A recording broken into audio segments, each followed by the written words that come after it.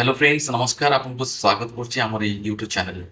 ତେବେ ଫ୍ରେଣ୍ଡସ୍, ଆଜିର ଏଇ ଯେଉଁ ଅପଡେଟ୍ ରହିଛି ତାହା ରହିଛି ଅଙ୍ଗନବାଡ଼ି ହେଲ୍ପର ଆଣ୍ଡ ୱାର୍କର ପଦବୀର ରିକ୍ରୁଟମେଣ୍ଟ ନେଇ। ତ ଏଥିରେ ଆପଣମାନଙ୍କର ସବୁଠୁ ବଡ଼ କଥା ଯେ କୌଣସି ଏକ୍ଜାମ୍ ରହିବ ନାହିଁ, ଆପଣମାନଙ୍କର କୌଣସି ଆପ୍ଲିକେସନ୍ ଫିସ୍ ଲାଗିବ ନାହିଁ। ଆପଣମାନେ ଫ୍ରି ଅଫ୍ କଷ୍ଟରେ ଫର୍ମକୁ ଆପ୍ଲାଏ କରିପାରିବେ ଏବଂ ଏଥିରେ କୌଣସି ପରୀକ୍ଷା ନଥିବାରୁ ଆପଣମାନଙ୍କୁ ଡାଇରେକ୍ଟ ଇଣ୍ଟରଭ୍ୟୁ ମାଧ୍ୟମରେ ଚୟନ କରାଯିବ।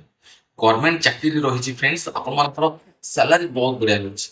ଆଉ ଏଥିରେ ଆପଣମାନଙ୍କର କଣ ସବୁ କ୍ରାଇଟେରିଆ ରହୁଛି, କେମିତି ଆପ୍ଲାଏ କରିବେ, ବୟସ ସୀମା କେତେ ଆବଶ୍ୟକତା ରହୁଛି, ଆପଣମାନଙ୍କର ଶିକ୍ଷାଗତ ଯୋଗ୍ୟତା କଣ ରହୁଛି, କେଉଁମାନେ ଆବେଦନ କରିପାରିବେ, ବର୍ତ୍ତମାନ ରିକ୍ରୁଟମେଣ୍ଟ କେଉଁଠି ରହିଛି, କେଉଁ ଜିଲ୍ଲାରେ ଆପଣମାନେ ଆପ୍ଲାଏ କରିପାରିବେ, ଅଲ୍ ଓଡ଼ିଶା ପିଲା ଆପ୍ଲାଏ କରିପାରିବେ ନା ନାହିଁ, ସେ ବିଷୟରେ ଆମେ ଆଲୋଚନା କରିବା ଏହି ଭିଡ଼ିଓ ମାଧ୍ୟମରେ।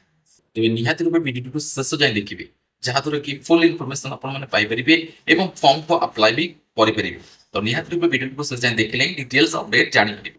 ভিডিওটি ভাল লাগলে ভিডিওটি লাইক টিকে করিবে, সাংসাথীଙ୍କ ସହିତ ସେୟାର କରିବାକୁ ଜମା ରଖିବେନି। ଚ୍ୟାନେଲ ପ୍ରଥମ ଥର କରି ଭିଜିଟ୍ କରିଥିଲେ ଚ୍ୟାନେଲକୁ ସବସ୍କ୍ରାଇବ କରିନେବେ। ତେବେ ଚାଲନ୍ତୁ ଡିଟେଲ୍ସରେ ଜାଣିବା anganwadi helper and worker post recruitment ନେଇକି ଯେଉଁ ଆସିଛି ପୋଷ୍ଟ ତା ବିଷୟରେ ଡିଟେଲ୍ସ ବିବରଣୀ।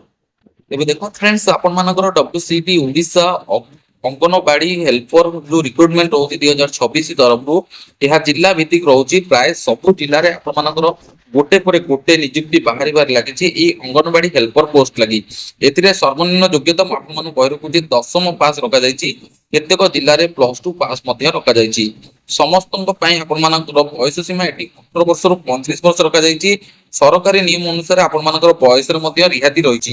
ଯଦି ଆପଣମାନେ SC ST OBC କ୍ୟାଟେଗୋରୀ ହୋଇଥିବେ ତାହେଲେ ଆପଣମାନଙ୍କୁ ଏଠି ମଧ୍ୟ ଏଜ୍ ରିଲାକ୍ସେସନ ମିଳିପାରୁଛି।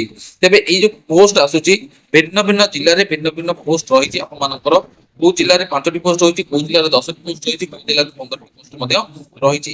ଭ୍ୟାକେନ୍ସିକୁ ନେଇକି ଆପଣମାନଙ୍କର ପୋଷ୍ଟ ଆସିଛି। ତେବେ ବେସିକାଲି ମୁଁ ଆପଣମାନଙ୍କୁ ଡିଟେଲରେ ଜଣେଇ ରଖୁଛି ଯେ ଆପଣମାନଙ୍କର ଯୋଉ ଅର୍ଗାନାଇଜେସନ ରହୁଛି WCT ଓଡ଼ିଶା ତରଫରୁ এই অঙ্গনবাড়ি হেল্পর পোস্টর ভ্যাকেন্সি ଦେଖିବାକୁ ମିଳୁଛି। ଏଥିରେ ଆପଣମାନଙ୍କର ଓଡ଼ିଶାରେ ହିଁ ନିଯୁକ୍ତି ରହିବ। ଭିନ୍ନ ଭିନ୍ନ ଜିଲ୍ଲାରେ ଆପଣମାନେ ନିଯୁକ୍ତି ପାଇପାରିବେ। ଆପ୍ଲିକେସନ ମୋଡ୍ ଏଠି ଅନଲାଇନ ପ୍ରୋସେସ ରହୁଛି। ଅନଲାଇନ ମାଧ୍ୟମରେ ଆପଣମାନେ ଫର୍ମକୁ ଆପ୍ଲାଏ କରିପାରିବେ। ଅଫିସିଆଲି ୱେବସାଇଟ ମାଧ୍ୟମରେ ହିଁ ଆପଣମାନେ ଆବେଦନ କରିପାରିବେ।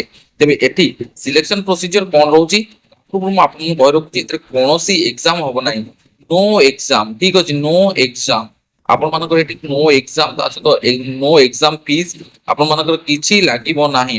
ଆପଣମାନେ ଫ୍ରି ଅଫ୍ କଷ୍ଟରେ ଆପ୍ଲାଏ କରିପାରିବେ, ବିନା ଏକ୍ସାମରେ ଏହାକୁ କ୍ଲିୟର ବି କରିପାରିବେ।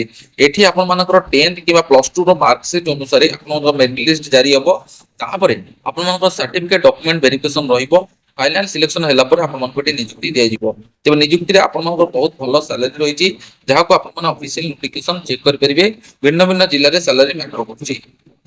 ଏଠି ଆପଣମାନଙ୍କର ଯୋଉ ଡକୁମେଣ୍ଟ ଭେରିଫିକେସନ ରହିବ, ଏ ଡକୁମେଣ୍ଟ କ'ଣ କ'ଣ ସବୁ ରହିବ ଏଠି ମେନସନ ମୁଁ କରିଛି।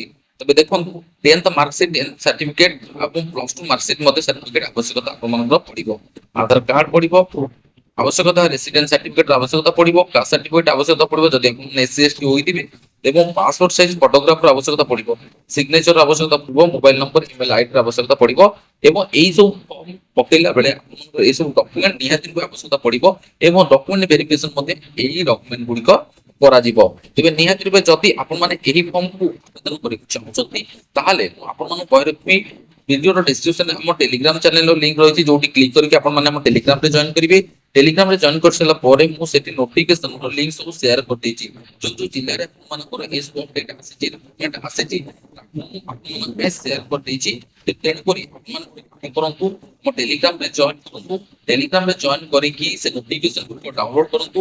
ଯୋଉଠି ଯୋଉଠି ଆପଣମାନଙ୍କର ରିକ୍ରୁଟମେଣ୍ଟ ଆସିଛି ସେଇ ଜାଗାରେ ଆପଣମାନେ ଫର୍ମକୁ ଆପ୍ଲାଏ କରିଦିଅନ୍ତୁ। ତେବେ ଏହା ବିଷୟରେ ଆପଣମାନଙ୍କର ଯଦି କୌଣସି ଅଧିକ ଜାନକାରୀ ଚାହି ଆପଣମାନେ କ'ଣ କରିବେ, ମୋତେ ମେସେଜ କରନ୍ତୁ, ନହେଲେ କମେଣ୍ଟ ସେକ୍ସନରେ କମେଣ୍ଟ କରନ୍ତୁ, ଯାହାଦ୍ୱାରା କି ମୁଁ ଆପଣମାନଙ୍କୁ ଡିଟେଲ ହେଲ୍ପ କରିପାରିବି। ତେବେ ବର୍ତ୍ତମାନ ଭିଡ଼ିଓରେ ଏଇ WCT ଓଡ଼ିଶା ତରଫରୁ ଆସିଥିବା ନିଯୁକ୍ତି ସୂଚନା ସମ୍ବନ୍ଧରେ ଆପଣମାନଙ୍କୁ ଅଙ୍ଗନବାଡ଼ି ହେଲ୍ପରର ଯାହା ରିକ୍ରୁଟମେଣ୍ଟ ଆସିଥିଲା ତା ବିଷୟରେ ମୁଁ ଆପଣମାନଙ୍କୁ ଜଣାଇ ରଖିଲି। ତେଣୁକରି ଆପଣମାନେ ଭିଡ଼ିଓଟିକୁ ଭଲ ପାଇବା ସହିତ ଗୋଟେ ଲାଇକ୍ କରିବେ, ସାଙ୍ଗସାଥିଙ୍କ ସହିତ ସେୟାର କରିବାକୁ ଜମା ରଖିବେ ନାହିଁ।